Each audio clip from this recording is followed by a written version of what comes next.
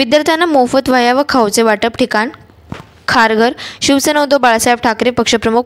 माजी मुख्यमंत्री सन्माननीय श्री उद्धवसाहेब बाळासाहेब ठाकरे यांच्या वाढदिवसानिमित्त एक सामाजिक उपक्रम म्हणून महाकाली चॅरिटेबल ट्रस्ट व शिवसेना उद्धव बाळासाहेब ठाकरे महानगर संघटक गुरुनाथ पाटील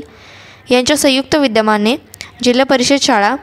मुरबीगाव खारघर येथील विद्यार्थ्यांना मोफत वह्या व खाऊचे वाटप शिवसेना जिल्हाप्रमुख रायगड श्री शिरीष घरत साहेब यांच्या हस्ते वाटप करण्यात आले। यावेळी उपजिल्हाप्रमुख भरत पाटील, महानगर समन्वयक दीपक खरत,